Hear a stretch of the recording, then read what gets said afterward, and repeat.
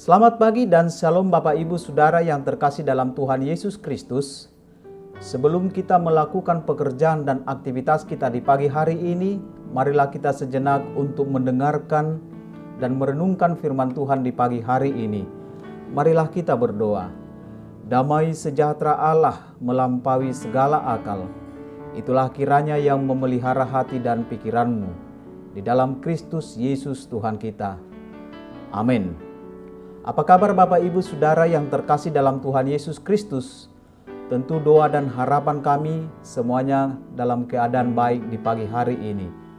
Renungan harian HKBP Sutoyo Resort Sutoyo hari ini Selasa 20 Juli 2021 yang tertulis dalam Roma pasal 8 ayat 17. Demikian pembacaan firman Tuhan.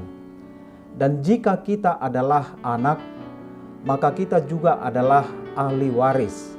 Maksudnya, orang-orang yang berhak menerima janji-janji Allah yang akan menerimanya bersama-sama dengan Kristus, yaitu jika kita menderita bersama-sama dengan Dia, supaya kita juga dipermuliakan bersama-sama dengan Dia.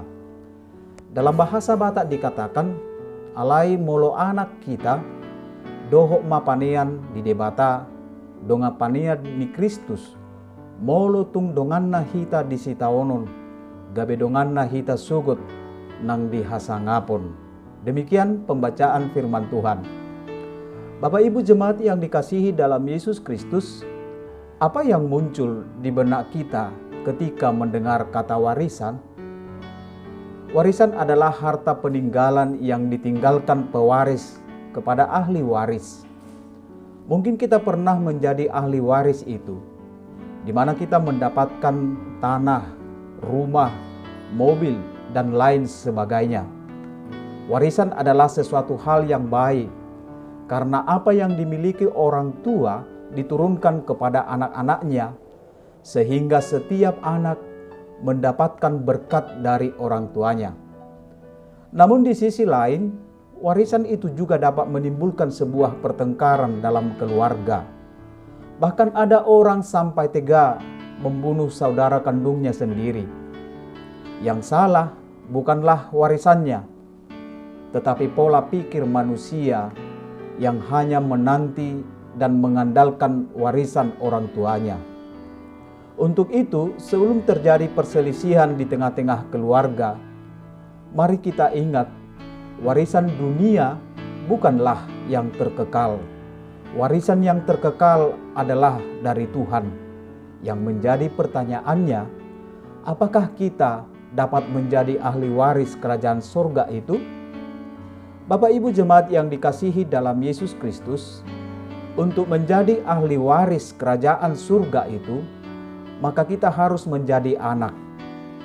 Kata anak di sini bukanlah dikaitkan dengan adanya hubungan darah, seperti ahli waris dunia yang mengutamakan hubungan darah yang terdekat. Oleh sebab itu, ahli waris kerajaan surga diperuntukkan kepada semua orang yang mau menjadi anaknya. Menjadi anaknya berarti orang yang hidupnya dipimpin oleh Roh Tuhan dan tidak tersesat dalam arus dunia. Hal inilah yang disampaikan Rasul Paulus kepada jemaat Kristen di Roma, supaya iman mereka kokoh dan tidak terseret dalam arus kehidupan Romawi.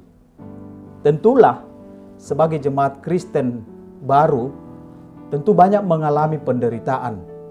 Sama seperti Paulus, banyak menderita karena Kristus. Oleh sebab itu, menjadi anak-anak Allah bukan hanya mewarisi kerajaan Allah, tetapi juga mewarisi penderitaan Kristus. Dan jika kita adalah anak, maka kita juga adalah ahli waris. Maksudnya orang-orang yang berhak menerima janji Allah, yang akan menerimanya bersama-sama dengan Kristus, yaitu jika kita menderita bersama-sama dengan Dia, supaya kita juga dipermuliakan bersama-sama dengan Dia. Untuk itu, saudara-saudari yang terkasih di dalam Yesus Kristus, ketika kita sudah terpanggil menjadi Kristen, bukan berarti hidup kita ini akan semakin lancar, bahkan bisa semakin sulit karena kita telah mewarisi penderitaan Tuhan.